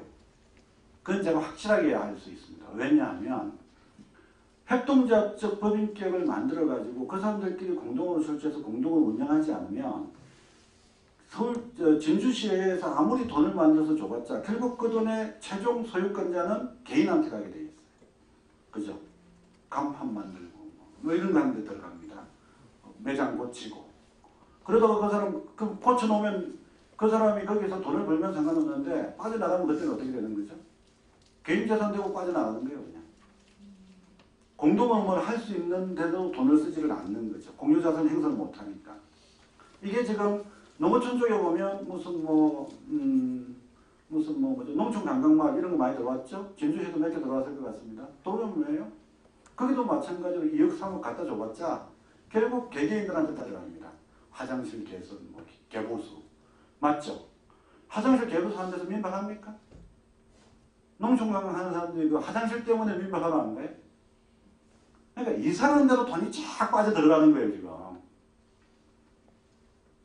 자체적으로 운영하지 못해요. 70억짜리 예산도 분명히 아마 여기 한두 개 들어왔을 거예요. 농촌종합마을개발사업, 향토 전통산업, 지역농업 클러스터, 그죠? 신활역 사업 해가지고 분명히 전 진도가 한 100개는 받았을 거예요. 받은 그게 그럼 어떻게 굴러가느냐? 공유자산으로 형성시키는 어떤 시스템이 안 갖춰지면 다 괜히 갈라먹고 맙니다. 제가 딴 동네 얘기해서 좀 그런데요. 밀라노 프로젝트라고 아시죠? 대구에. 20년 전부터 했습니다. 엄청나게 돈 많이 들어갔어요. 그래가지고 대구의 패션 섬유 산업이 살았습니까? 왜냐하면 다 개인한테 갈라주기 때문에 그래요. 그게 딜레마입니다. 협동조합적인 법인격을 가지고 조정을 이게 안 되면 법인격이 없으면 개인한테 다 꽂혀요. 개인한테 꽂히는 순간 사업 끝나면 끝입니다. 그죠? 사업 단위수 봐봤자 어디 씁니까 그거? 야 돈 안 갖고는 뭐 한다고 내가 그 회의가 이렇게 되는 건데. 두 번째, 그걸 그래서 법인격을 만들겠다고 이제 주식회사를 만들어줘요. 그럼 그 주식회사는 어떻게 돼요? 걔가 독식하고 끝내요. 지금까지 클러스터형 정책은 전부 다 이 두 가지 중에 하나였습니다. 그러니까 이거는 사실 이제 알쿠비나 이렇게 한살인 여성민들에 계신 분들은 이게 무슨 얘기인지도 잘 모르실 거예요. 이게 나이가 무슨 몇십억대로 돌아다니는 정책들이 있는데, 그죠? 이런 얘기 들으면 억울하죠. 우리는 한 푼도 못 받아봤는데. 이런 정책들도 저는, 그러니까 이제 그게, 그렇게 이제 구조가 짜지는 이유가 뭔가 하면, 지역사회 공동체를 만드는 방식으로 정부 예산과 이런 게 안 들어가기 때문에 그런 거예요. 도시재생사업도 마찬가지입니다. 아까 말한 뉴타운을 만드는 기본 원칙이 뭔가 하면, 사회를 없애버리는 대신에 경제적으로 확 띄우게 해줘서 경제 문제로 다 풀어버리겠다. 이게 이제 뉴타운의 기본 사고 방식이었거든요. 그런데 그게 그럼 저기 중앙동이 해결되느냐 하면 해결이 안 되는 거예요. 그렇죠? 그래서 그런 부분들의 이제 단순 기반 시설 정비로는 이제는 도시 지역사회 공동체가 완화가 안 된다. 그럼 결국 남은 게 뭐냐면 사람을 모으는 문제입니다. 그게 가능한 게 제일 좋은 게 협동조합이라는 거예요. 제가 이렇게 말을 하면 야, 왜 말이 쉽지라고 생각하죠? 땅. 여기가 바로 그런 동네입니다. 해커니 지역발전 협동조합이라고요. 영국에서 이스트뱅크 런던이라고 하는 동네가 보통 이제 그렇게 공장이 다 빈 공간이었는데 이거를 20년 동안 지역협동조합 운동가들이 들어가서 고칩니다. 땅. 내용들은 그냥 더 읽어보시면 되고요. 그래서 비어있는 공장을 리모델링을 다 시킵니다. 다스톤 컬처 클럽, 요 앞에 있는 그 질레트 광장 이런 것들을 다 리모델링을 해서 만드는데 다음 굳이 협동조합만 있는 게 아니에요. 협동조합은 요즘에 어디 갔나? 요 정도가 협동조합이고 캡터하고 이 정도가 협동조합이고 나머지는 사회투자기금 그 다음에 개인인데 이제 그 사회적으로 지원하는 사회적 기업. 근데 여기를 강화시킨 중에 하나가 볼텍스라고 해가지고요. 세계 5대 재즈 클럽 중에 하나가 이 지역에 들어갔습니다. 거기는 개인 그냥 재즈 클럽인데 개인이 소유하는. 왜 그랬는가 하면 여기를 지역사회를 활성화시키는 데 대해 가지고 사람들이 너무 좋아. 이 사람들 만나니까 너무 좋아. 그래? 나는 그럼 그쪽에 이사가 줄게.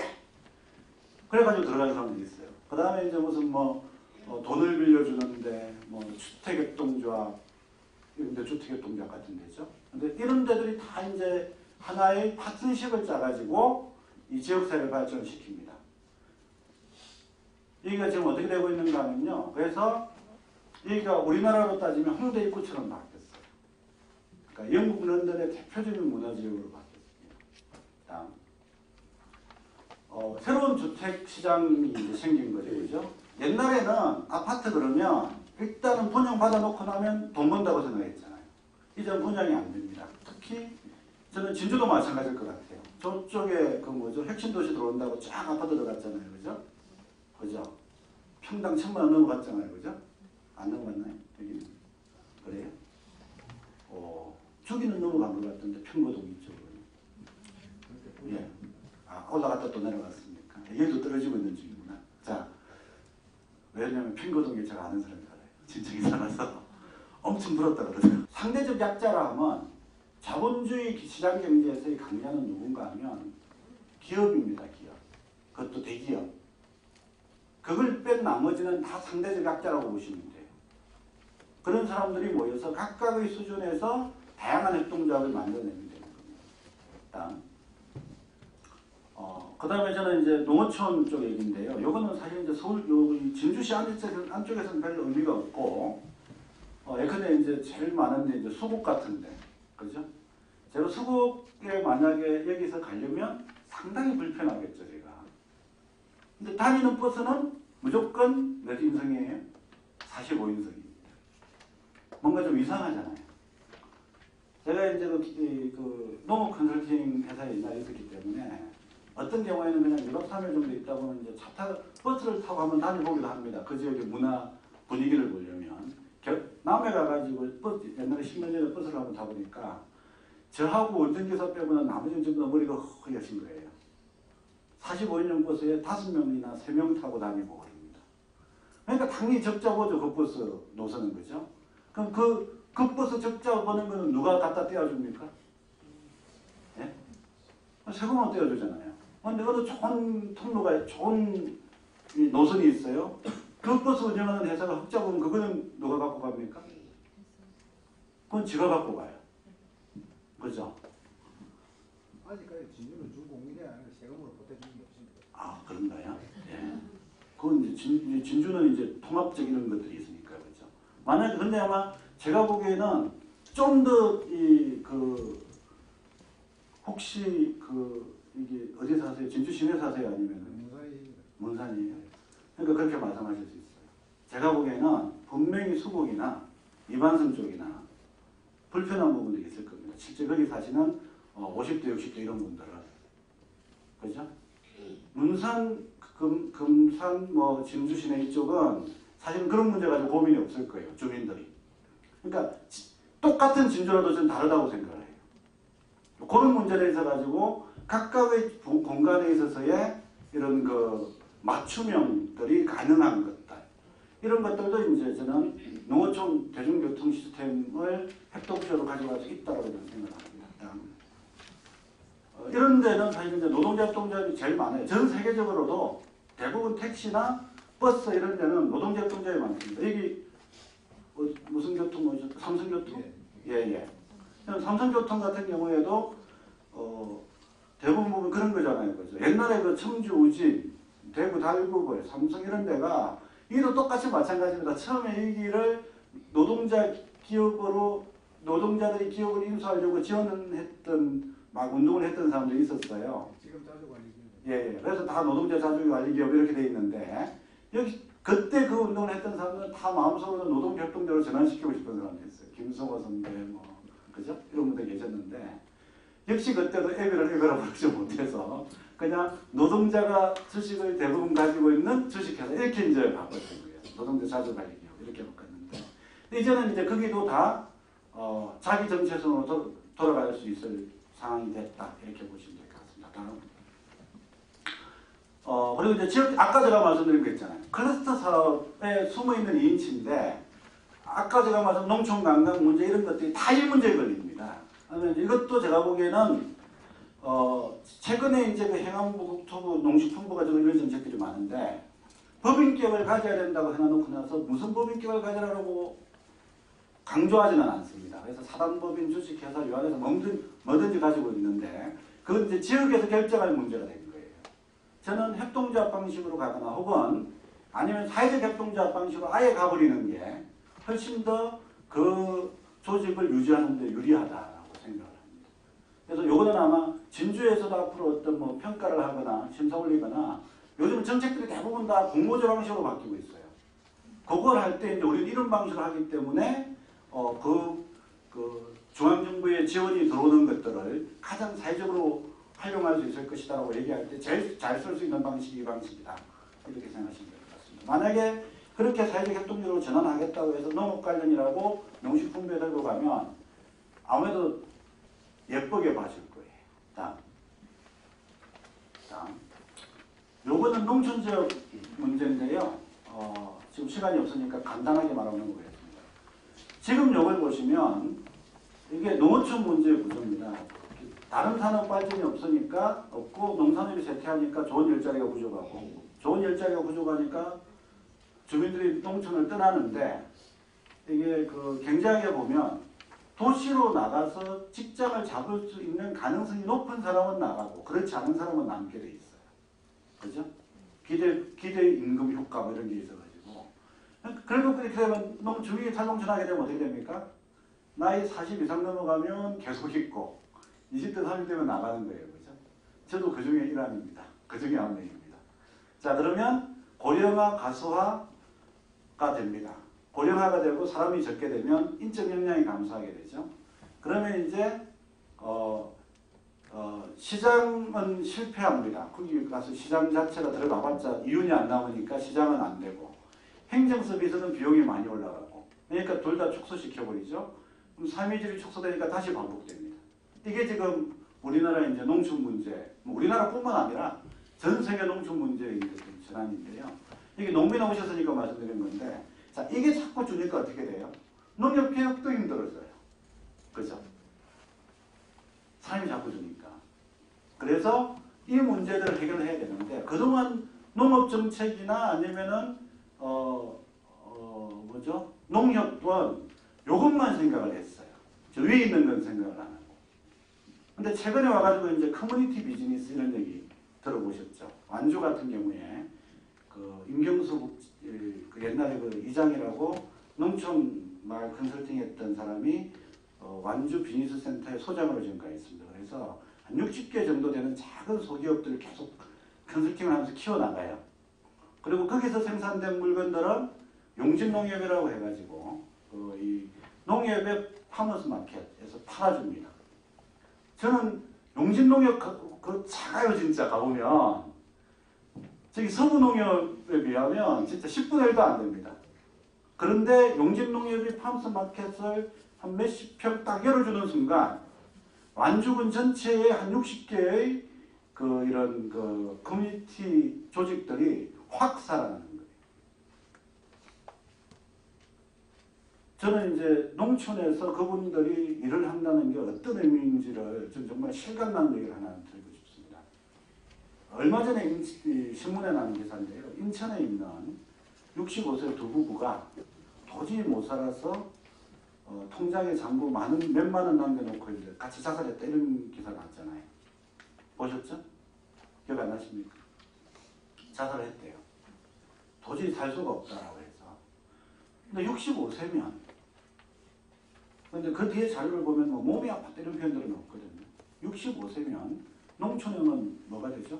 잘만 하면 청년회장이 됩니다. 그죠? 잘만 하면 청년회장이 돼요. 60 넘은 청년회장들 많이 계십니다. 근데 이제 우리는 이게 관계가 안 되는 거예요. 그럼 농촌은 농촌대로 사람이 없으니까 인건비가 더 올라갑니다. 막. 그죠? 근데 여전히 사람들의 머릿속에는 좋은 일자리는 도시에 있다고 생각을 해서 나가 있는데 도시에서 이제 더 이상 좋은 일자리에 취직할 수 없는 모든 사람들은 그 안에서 이제 빈민층으로 이제 살게 됩니다. 그러니까 사실은 두 개의 지역사회 공동체가 동시에 깨져나가는 겁니다. 이걸 이제 어쨌든 살려야 된다는 거예요. 저는 이제 여기 옛날에 이제 그 진주의 그 초롬이 연합 마케팅 그 초창기의 컨설팅을 처음 와서 했던 사람이에요. 연합 마케팅 사업을 만들고 처음 컨설팅을 했는데 그때 이제 재밌던 게 뭐였는가 하면 아파트에 계시는 부녀는 아닌 것 같고 어쨌든 아주머니들이 딱 서로 막 이렇게 연결이 돼서 초롬이 그 선별장에 와서 선별 쫙 합니다. 그러면 각각의 반장님들이 딱 정해져요. 나름대로 다 전업주부지만 나름 지도력이 막 발동이 되는 겁니다. 그죠? 신뢰관계가 형성이 돼서 선별이 들어가는 거예요. 그분들은 계속 이제 급여가 이제 농업 쪽에 이제 요를 통해서 나가는 거죠. 그러니까 이제 그런 연결들을 우리가 어떻게 만들어낼 거냐 하는 게 매우 중요하다. 통합시는 훨씬 더 그게 좋아요. 그래서 이제 그런 문제들을 이제 해결하기 위해서 이제 몇 가지 말씀드리면 다음 뭐 이런 니즈가 있습니다. 다음 되려면 이제 뭐 실행력 확보 이런 게 돼야 되는데 참고하시고 다음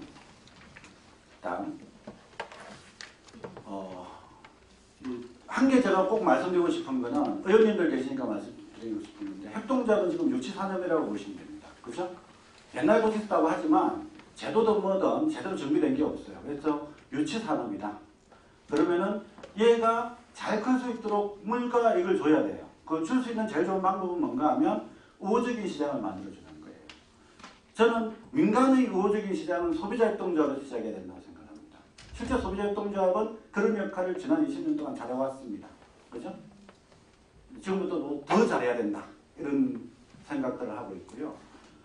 민간 쪽에서 해줘야 되는 건 뭔가 하면 무슨 입찰 공사 이런 거 있잖아요. 그죠? 이런 거 할 때 정말 이 지역 사회에 필요한 사람한테 해줘야 돼요. 건설을 하더라도 강덕공사 하나를 주더라도 보통 평가 기준이 어떻습니까? 자본금 따지고 실적 따지고 이러잖아요. 그죠?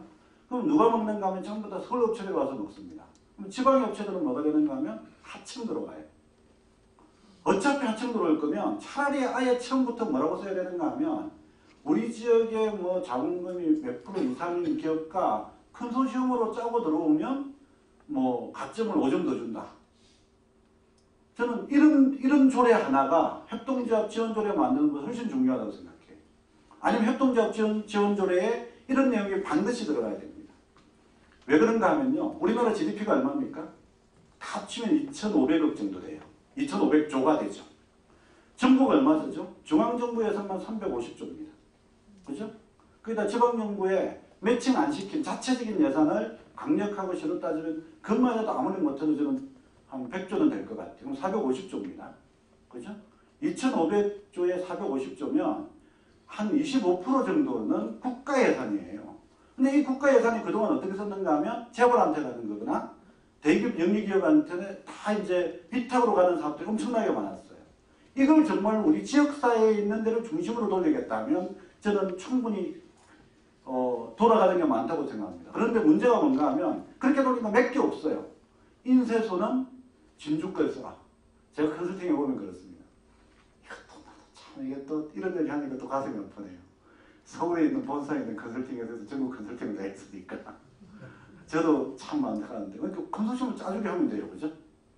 여기도 너무 컨설팅 회사를 진주 하나만 갖고는 안 되겠고 경남 거를 한두 개 만들고 컨소시엄을 짜면 되는 거죠.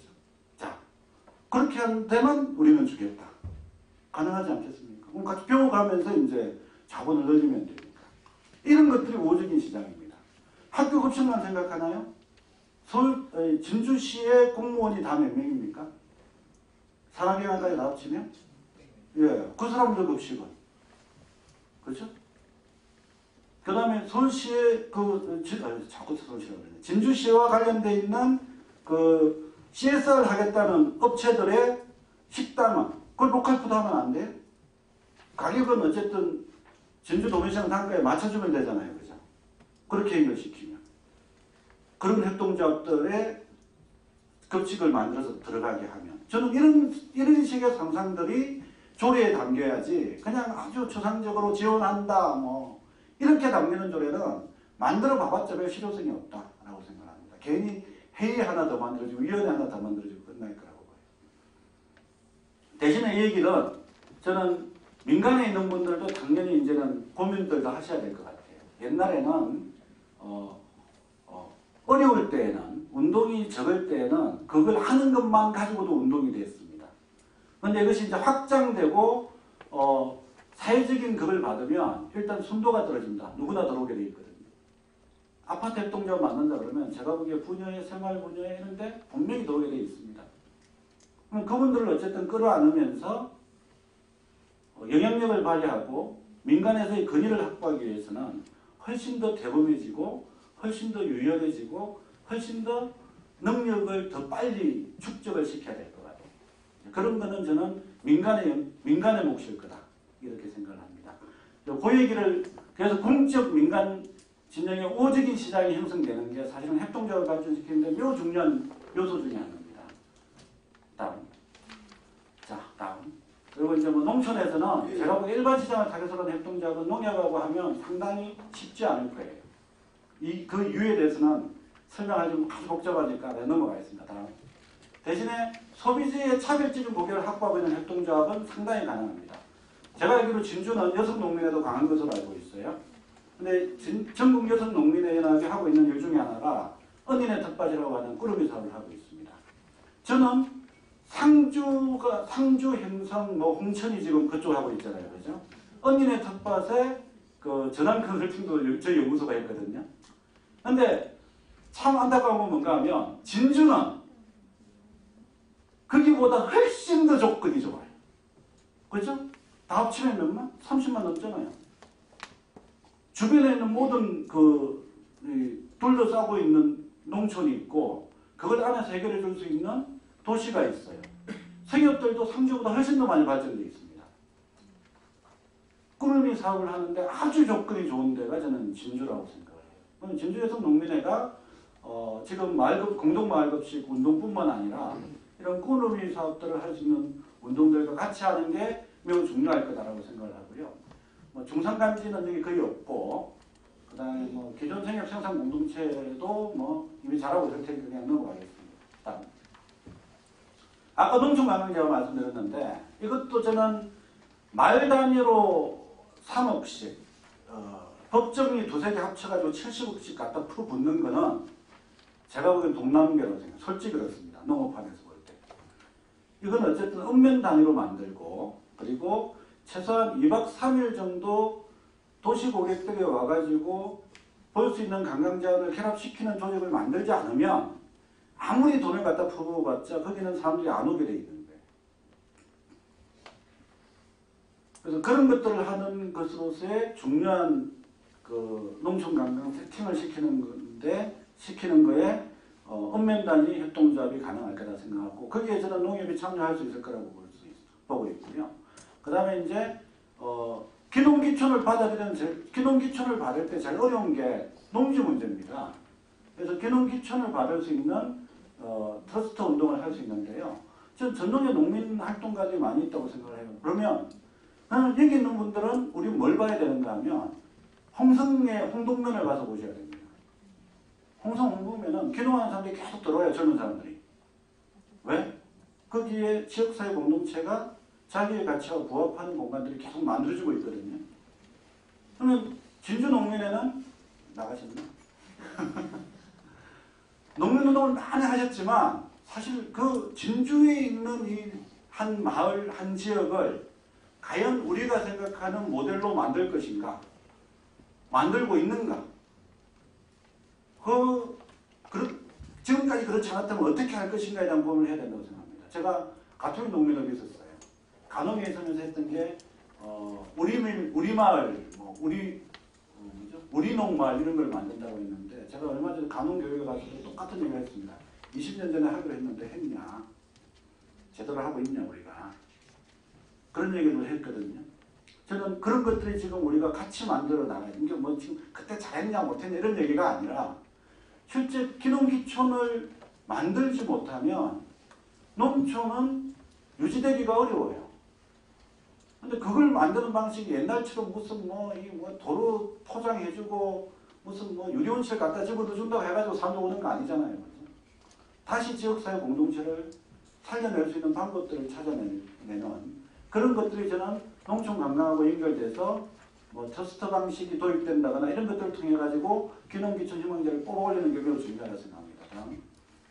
마지막으로 저는 이거 얘기하고 이제 끝내려고 하는데요. 지역종합복지협동조합 필요할 것 같아요. 읍면 단위 가보면 우리나라의 복지 예산이 이미 100조를 넘어서고 있습니다. 그죠? 거의 90몇 조예요. 거기다가 이제 다른 부의 복지 예산이 이렇게 다 합치면 100조를 넘어서고 있는데 문제는 우리나라의 복지 정책들은 대부분 다 도시를 중심으로 되어가지고 있습니다. 전국으로 보면 그럴 수밖에 없습니다. 왜냐하면 인구의 70몇 %가 도시에 사니까. 그래서 도시에는 보면 노인복지관이 있고 장애인복지관이 있고 여성복지관이 있고 무슨 복지관이 있고 따로따로 다 있어요. 그죠? 이게 시까지는 됩니다. 읍으로 가면 혹은 아예 면으로 가면 되나요? 면마다 노인복지관 다 만들어요? 보건소도 지금 없애는 판에 보건지소도 없애는 판에 어떻게 되는가 하면 보건지소를 없애자고 말할 게 아니고 그 보건지소 자리에 노인복지관 정책, 무슨 정책이 들어가고 그걸 정부가 전부 다 공무원으로 채용시키면 거기서 놀아요.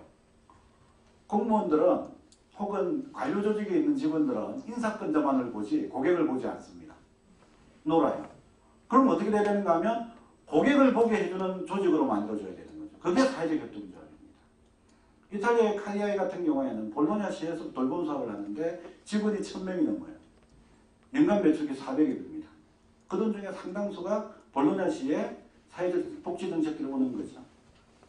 그게 구성되고 있는 방식들을 저는 도입을 해야 된다고 생각해요. 만약에 정말로 아픈 분들이 계시면 지금은 어떤가 하면 여기까지 나와야 되잖아요. 그죠? 위반성에서 여기까지 와야 되는데 위반성에서 해결될 수 있게 해주는 방법들을 우리는 찾아볼 수 있을 거고 그게 종합복지전 협동조합이라고 생각을 하고요.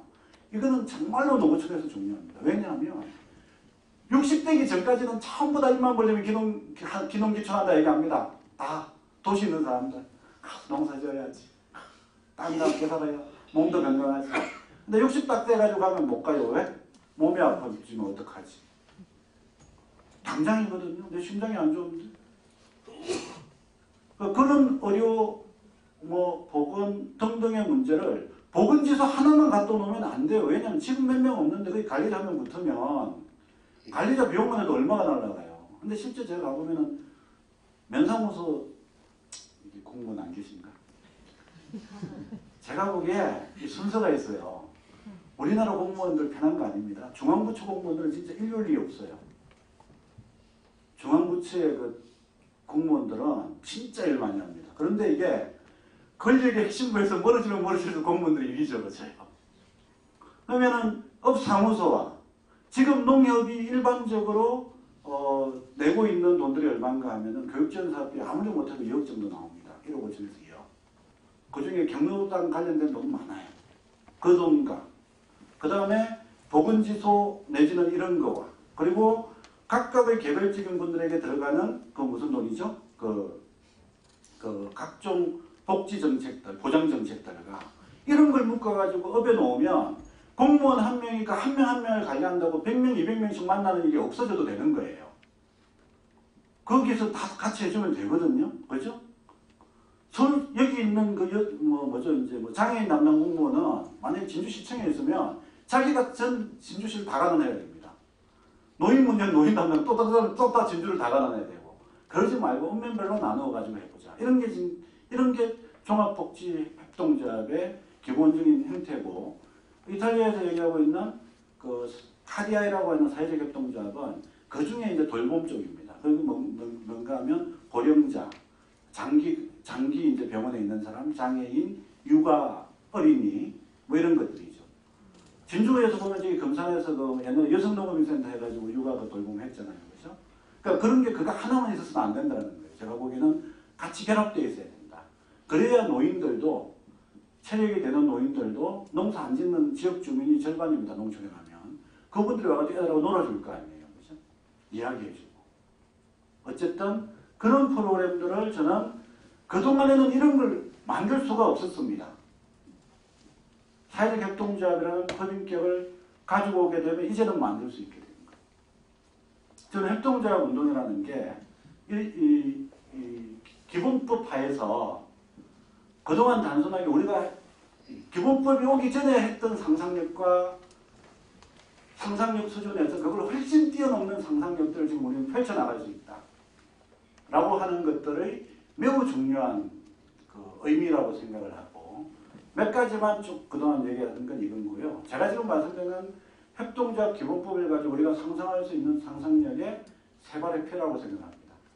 여기 계신 분들은 또 이 지역사회의 기질을 더욱더 잘 파악을 하시면 정말로 지금 제가 저 같은 사람도 꿈꾸지 못했던 혹은 표현이 좀 이상하다. 어쨌든 엄청나게 많은 다양한 협동조합들이 만들어질 거라고 생각하고요. 그거는 그런 자리에 우리 함께 상상한다.